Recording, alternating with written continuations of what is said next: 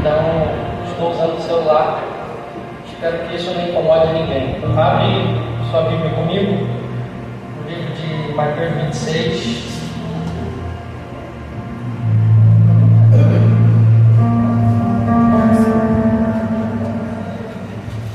Mateus 26, verso 39.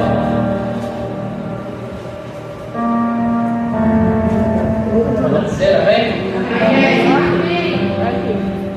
Seguindo um pouco mais adiante, prostrou com o rosto em terra e orou: ó meu Pai, se possível for, passa de mim este cálice. Contudo, não seja como eu desejo, mas sim como tu queres. Senhor, em nome de Jesus, que o teu Espírito tenha liberdade no nosso peito. Aumenta o teu Espírito de revelação sobre nós, Pai, e que o Senhor possa gerar em nós o caráter de Cristo. Em nome de Jesus. Amém. Pode se assentar, então. Quero também agradecer ao Diácono André e à Luísa Lidiane pela oportunidade. Confesso para os irmãos que sou muito ruim, tenho que melhorar muita coisa, mas com a graça do Eterno a gente vai cumprir a missão de hoje. Nós temos um tema que circunda as nossas terças-feiras. O culto da família tem como tema a minha família na arca. E fui incumbido em falar a respeito de um subtema, que é: filhos, a obediência gera bênção. Irmãos, eu não tenho um referencial maior na Bíblia que o próprio Jesus ao falar de obediência. É óbvio que nós temos exemplos fantásticos, como Abraão, que estava disposto a entregar o próprio filho. Nós temos Daniel, que foi levado cativo e permaneceu em obediência. Entre outros, já foi citado sobre Sansão, que não obedeceu tanto assim, mas no fim de tudo o propósito foi cumprido. Eu olho para Jesus e vejo onde a própria Escritura vai fazer e vai reafirmar o nível de obediência de Jesus, dizendo que ele aprendeu a ser obediente, indo até a morte e morte de cruz. Mas o que vocês podem estar pensando é: mas o que isso tem a ver com bênção, né? Essa não é a minha expectativa. Pois bem. Livro de Deuteronômio, capítulo 26. Haverá lá, os irmãos podem meditar depois, anota aí. Existe uma lista, na verdade, 27 e 28. Existe uma lista de bênçãos e maldições para aqueles que são obedientes ou desobedientes à palavra de Deus. E o interessante é que o próprio Deus já sabia que nós teríamos uma dificuldade imensa com essa palavra de obediência, que ele não só nos pede para que possamos obedecer, mas ele faz um mandamento para que possamos obedecer. E esse mandamento ele é reafirmado pelo próprio Cristo, onde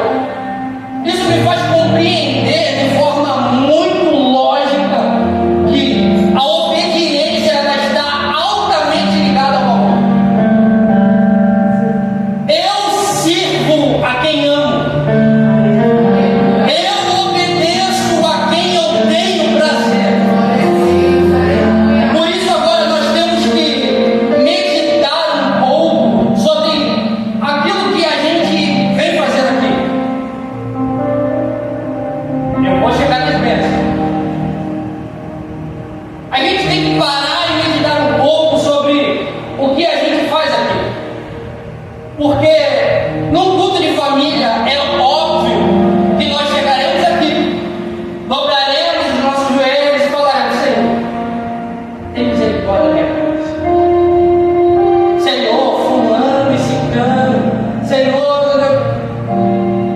é óbvio, isso é rotineiro de todos nós. Mas o que é que Jesus quer nos ensinar através disso?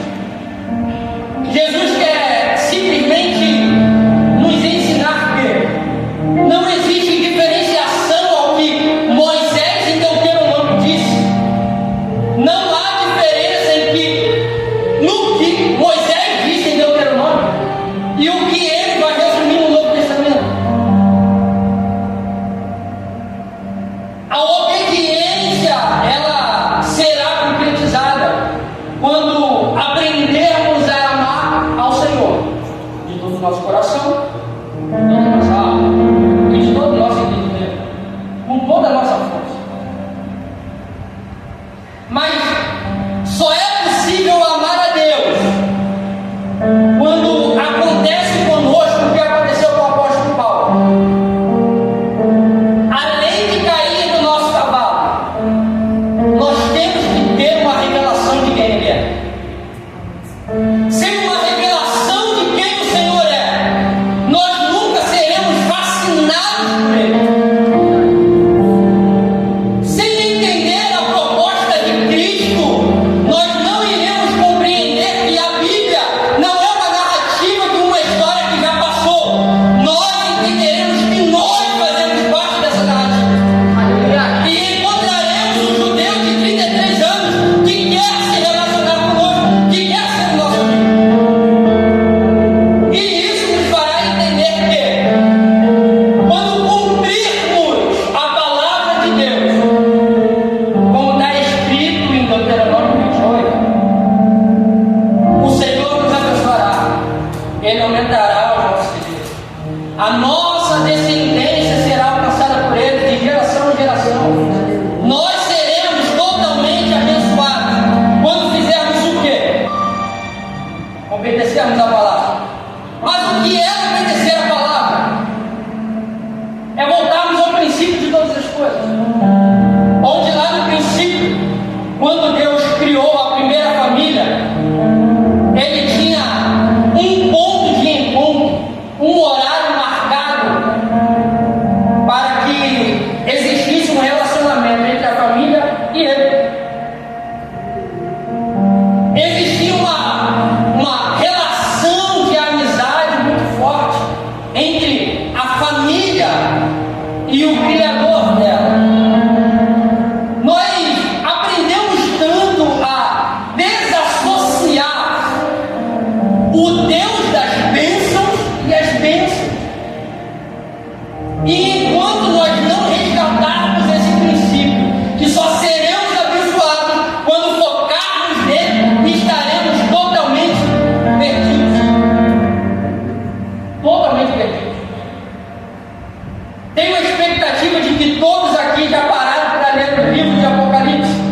E nas cartas às igrejas, João vai dizer a uma das cartas que determinada igreja ela está sendo reinada e empoderada por uma doutrina chamada doutrina de Jezabel.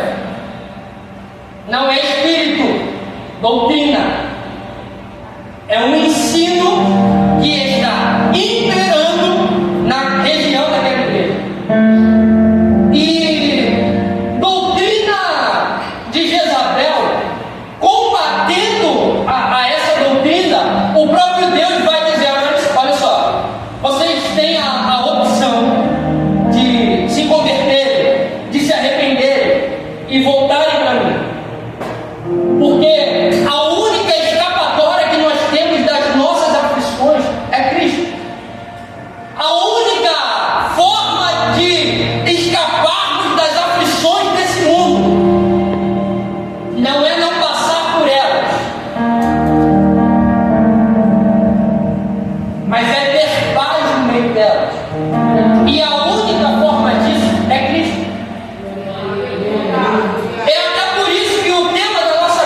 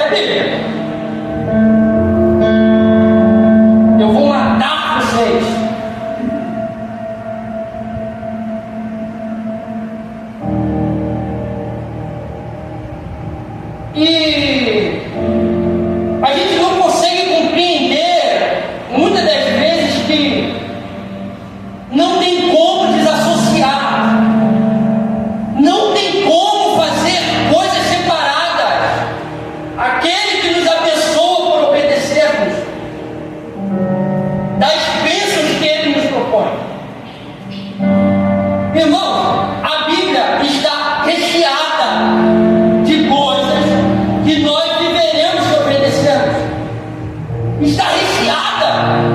Existe um mundaréu de coisas que nós viveremos se obedecermos ao Senhor.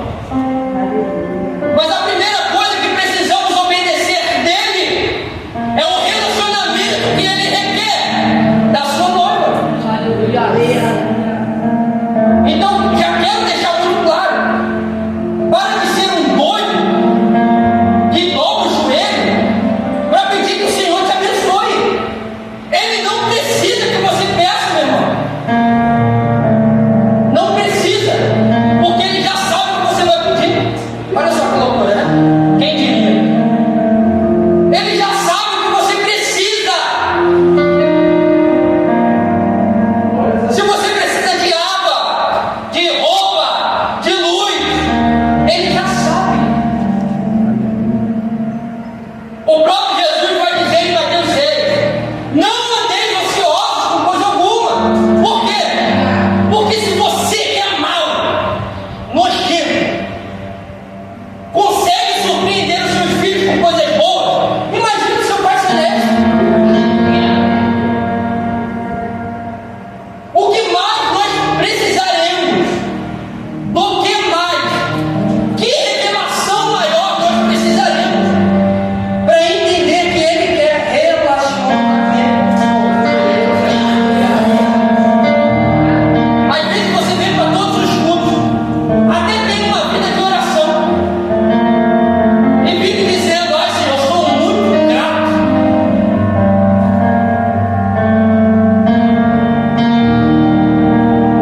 Meu irmão, Deus não precisa de você não, mas Ele quer você. Ele quer. Ele não precisa. Isaías vai dizer que a nossa justiça é como trapo de imundícia. Jó vai dizer que somos comparados a pó e cinza. E Ele te quer. E tu acha mesmo que precisa de pedir alguma coisa? Tu realmente é grato? Eu duvido que você passe uma hora do seu dia sem você pedir absolutamente nada a Deus. Eu duvido que você passa uma hora de joelho só dizendo: Senhor, o Senhor é lindo, o Senhor é maravilhoso, o Senhor é poderoso, Tu és o Criador do céu. Não faz. Sabe por quê? Porque Deus já sabia que nós seríamos assim. E é por isso que Ele nos manda amá-lo, para que tenhamos prazer nele e Ele seja suficiente. Aí agora vamos lá, filhos, a sua obediência gerará bênção, com certeza. Seja obediente em dízimo de oferta, seja obediente ao seu pai e sua mãe, seja obediente à sua liderança, seja obediente às autoridades que Deus colocou sobre você. Deus vai te abençoar, com certeza. Mas até quando você vai se preocupar com isso? Como eu citei, Jesus é o maior exemplo de obediência para mim. Por quê? Porque a obediência de Jesus tem um legado na história tão grande que a história se divide em antes e depois dele. O cara foi muito bravo. E tu tem certeza que você só precisa de uma geladeira?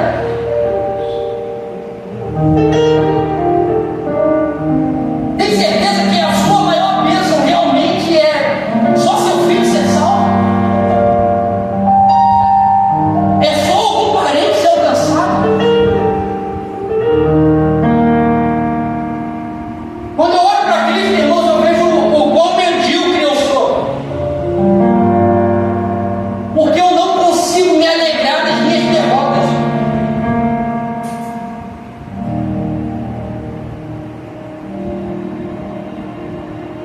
Eu não consigo me alegrar das minhas perdas. Enquanto os apóstolos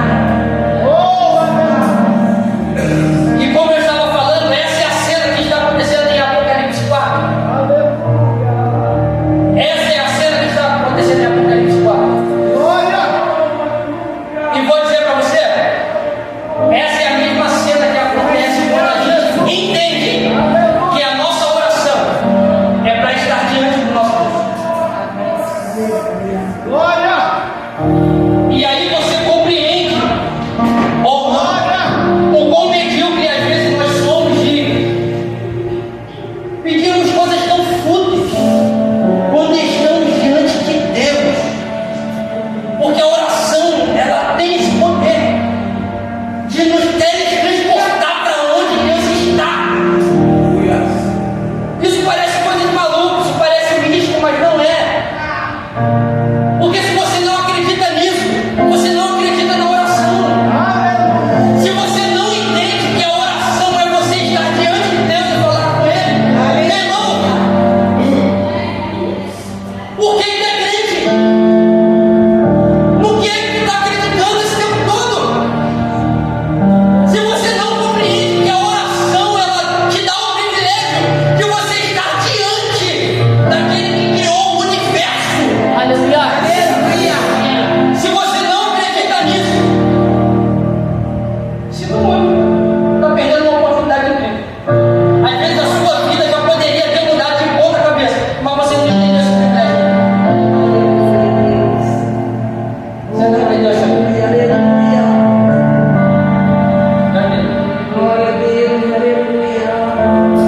Eu creio que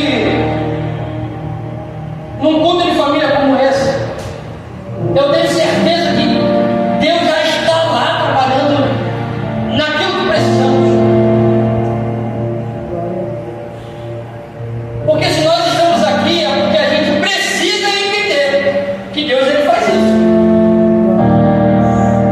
Então, se você entende quem Deus é, você já sabe que Ele está lá.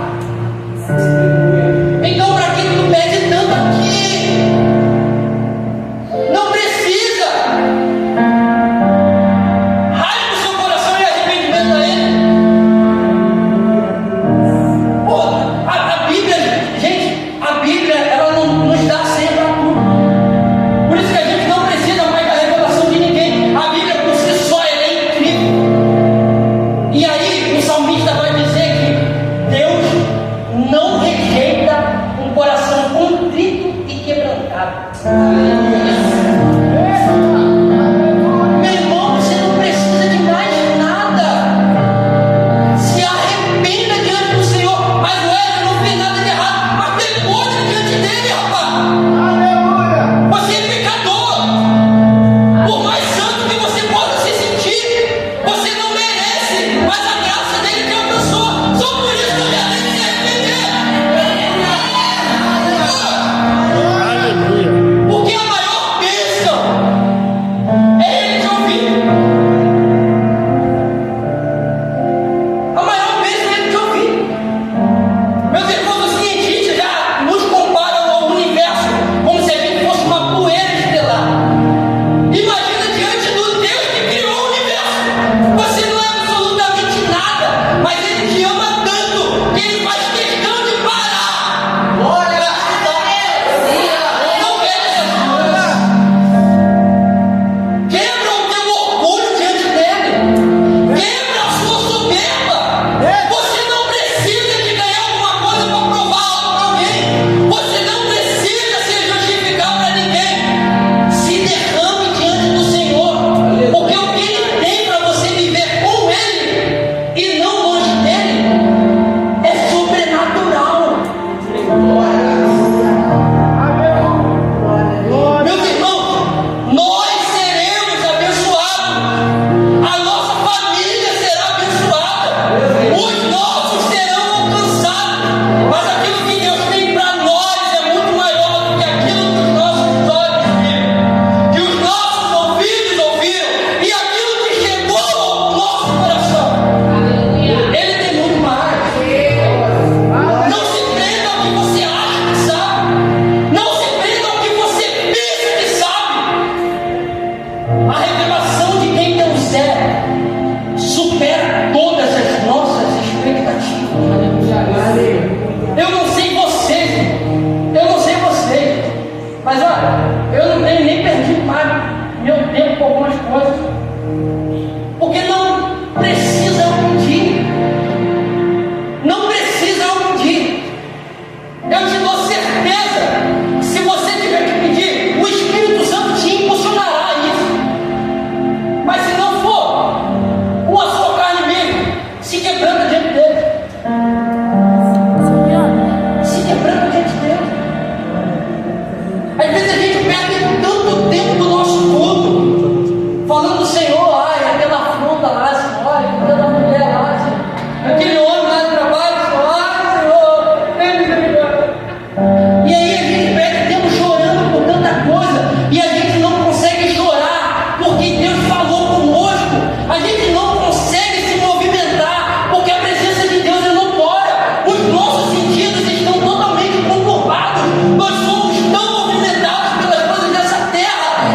chegamos diante de Deus, até mesmo para levantar o nosso braço, parece que a gente tem um braço errado.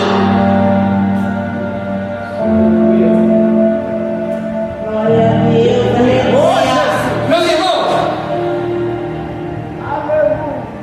a Bíblia, ela por si só não precisa que ninguém profetize ela. É pela Bíblia, pela palavra do nosso próprio Deus. Se a sua palavra nós ouvirmos, nos atentarmos a Ele,